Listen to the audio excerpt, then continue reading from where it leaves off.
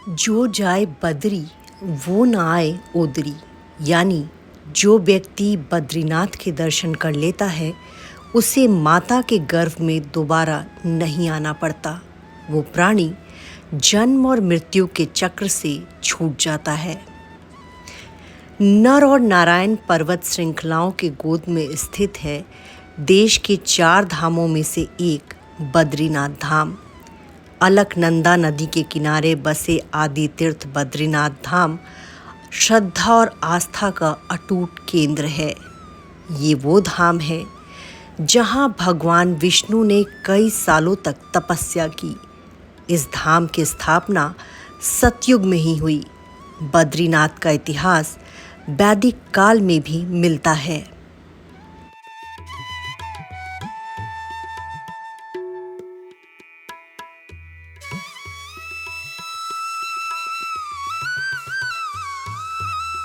नमस्कार दोस्तों, मेरा नाम है नीतू कुमार और हम अब जा रहे हैं बद्रीनाथ और माना गांव। इस वीडियो में मैं आपको बद्रीनाथ और माना गांव की पूरी डिटेल में स्टोरी बताऊंगी।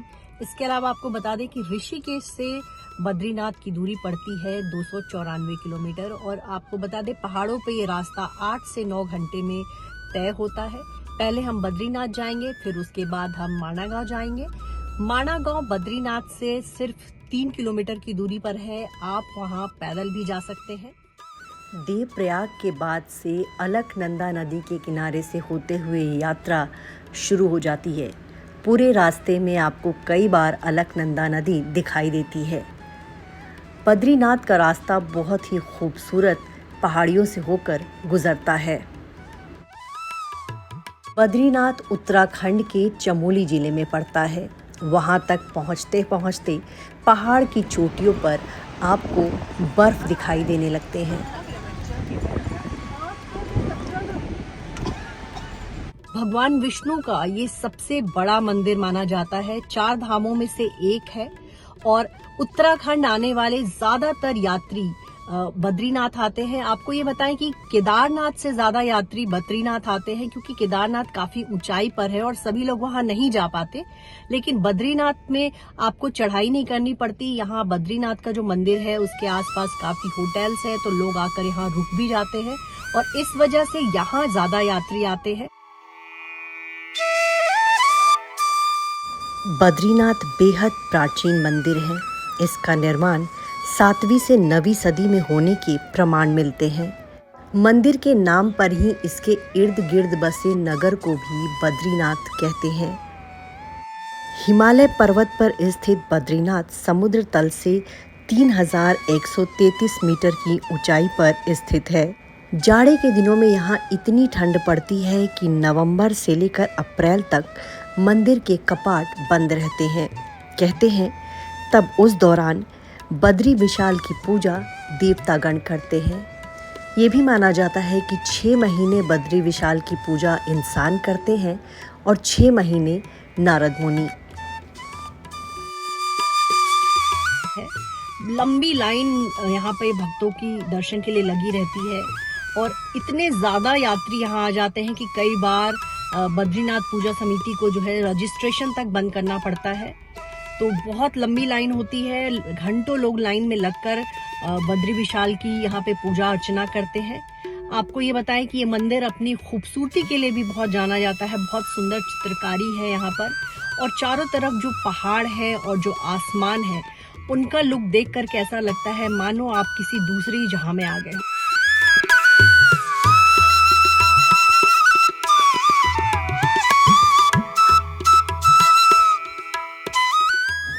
बद्रीनाथ मंदिर के दर्शन के लिए सुबह सुबह हम होटल से मंदिर की तरफ रवाना हो गए। अलकनंदा नदी को पार करते हुए पैदल पैदल हम मंदिर की तरफ निकले। बद्रीनाथ को सृष्टि का 8वां बैकुंठ कहते हैं। कहते हैं भगवान विष्णु 6 महीने यहाँ योग निद्रा में होते हैं और 6 महीने भक्तों पर वो अपनी कृपा बरसाते हैं। काफी देर तक लाइन में लगे रहने के बाद हमें मंदिर के अंदर जाने का मौका मिला। मंदिर के गर्भगृह में भगवान विष्णु की शालिग्राम की चतुर्भुज आकार की मूर्ति है। भगवान विष्णु के हर भक्त की इच्छा होती है कि एक बार वो अपनी जिंदगी में धरती पर बसे इस वैकुंठ की यात्रा करे।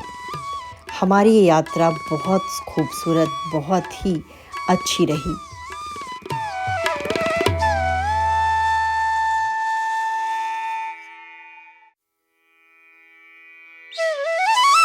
बद्रीनाथ की यात्रा अब हमारी हो गई है और अब हम जा रहे हैं माना गांव की तरफ। भारत में पहले इसको आखिरी गांव कहा जाता था, लेकिन प्रधानमंत्री मोदी ने माना गांव को भारत का पहला गांव बताया। माना गांव चीन से सिर्फ 26 किलोमीटर की दूरी पर पड़ता है। चीन सीमा यहाँ से सिर्फ 26 किलोमीटर दूर है। और माना गांव में सिर्फ ये नहीं है कि वो भारत का आखिरी गांव है, उस गांव में गणेश गुफा भी है, जहाँ कहते हैं कि गणेश जी ने ऋषि व्यास के साथ मिलकर महाभारत की रचना की थी। इसके अलावा वहाँ भीम पुल भी है, वहीं से स्वर्ग जाने का रास्ता भी है। तो माना गांव में एक दो नहीं बल्कि कई सारे दर्शनीय स्थल हैं। यही नहीं, वहां से सरस्वती का उद्गम स्थल भी है और वहीं से कुछ दूर जाकर के सरस्वती विलुप्त भी होती है। तो माना गांव में बहुत सारी चीजें हैं देखने के लिए, बने रहिएगा हमारे साथ।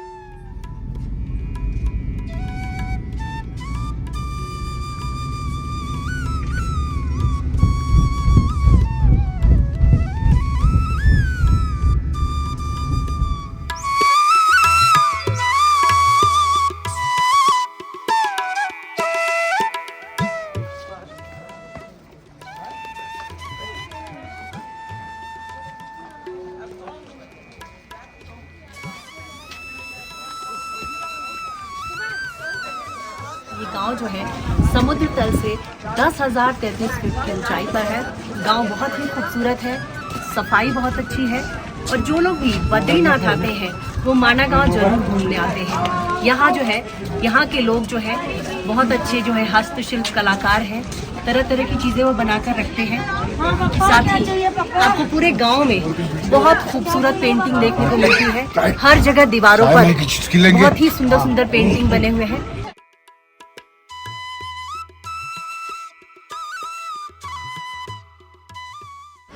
माना गांव में गणेश जी का मशहूर मंदिर गणेश गुफा है।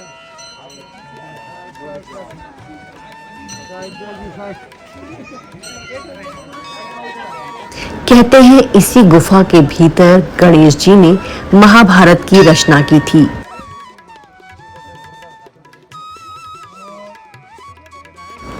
वेद व्यास महाभारत बोल रहे थे और गणेश जी उसको लिखते जा रहे थे।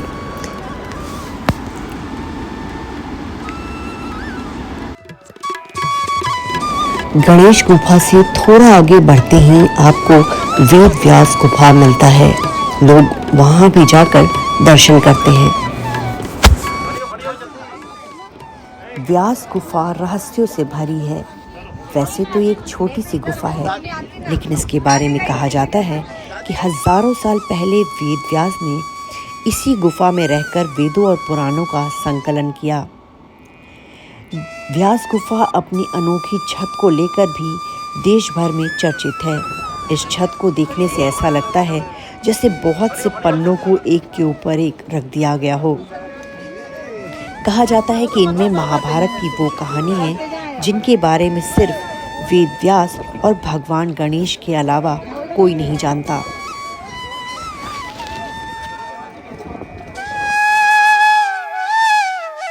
माना गांव को एक आदर्श गांव का दर्जा दिया गया है। इस गांव में बहुत साफ सफाई है, वहीं गांव के लोग बहुत अच्छे कारीगर भी है। तरह तरह की चीजें वो बनाते हैं। माना गांव सांस्कृतिक विरासत के साथ साथ कई रहस्यमयी पौराणिक मान्यताओं के लिए भी फेमस है। ये गांव 6 महीने तक बर्फ से ढका रहता है, तब यहाँ के रहने वाले निचले इलाकों में चले जाते हैं।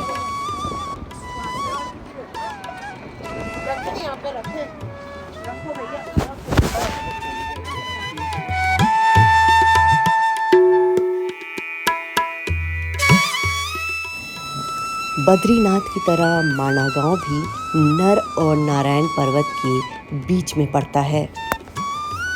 इस गांव के दोनों तरफ आपको ऊंची ऊंची पहाड़ियां देखने को मिलती है। वहीं पास में ही सरस्वती नदी तेज रफ्तार में बहती है। मेरे पीछे आप देख सकते हैं सरस्वती माता का तेज वेग। ये सरस्वती माता है, लेकिन कुछ दूर आगे जाते ही सरस्वती जो है विलुप्त हो जाती है। सरस्वती को कहा जाता है कि संगम में वो गंगा यमुना से मिलती हैं और पूरे रास्ते वो विलुप्त होती हैं। और ऐसा किस लिए हुआ था? क्योंकि वेद व्यास ने उनको श्राप दे दिया था। ओके?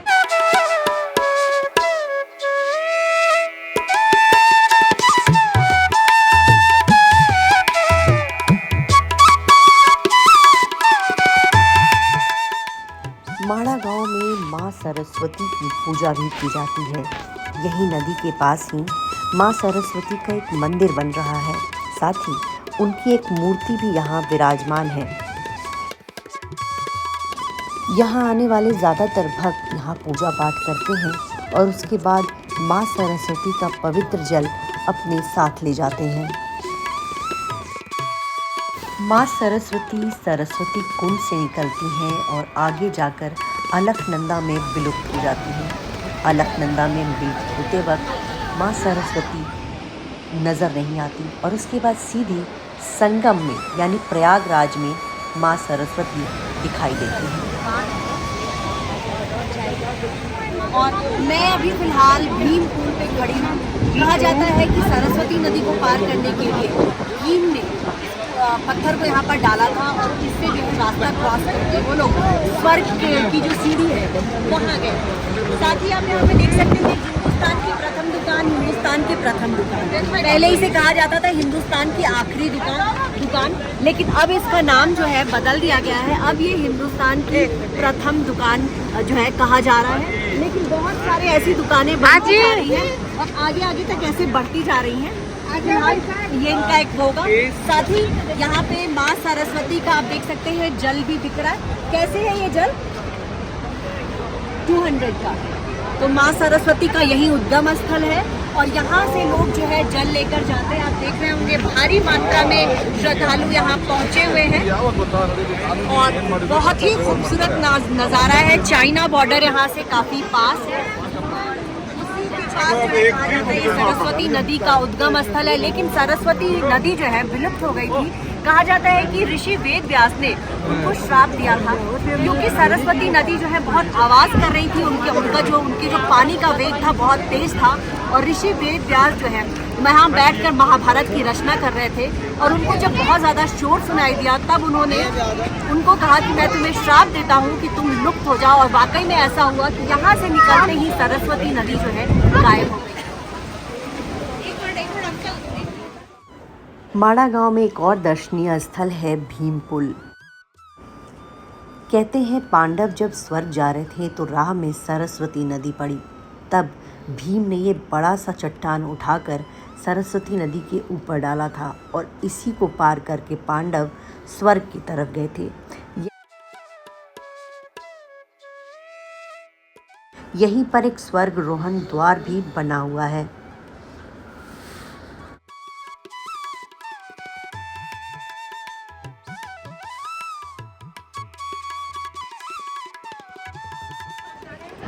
स्वर्ग रोहन मार्ग ये वो रास्ता है जहाँ से पांडव जो है स्वर्ग की ओर गए थे। साथ ही पीछे आप देख सकते हैं भीम पुल। कहा जाता है कि द्रौपदी माता का निधन यहीं हो गया था। इसके बाद 4 पांडव जो है वो भी लगातार इसी रास्ते पर चलते रहे, उनका निधन हो गया था। आखिरकार 35 किलोमीटर पार करने के बाद युधिष्ठिर ही अकेले स्वर्ग जा सके थे।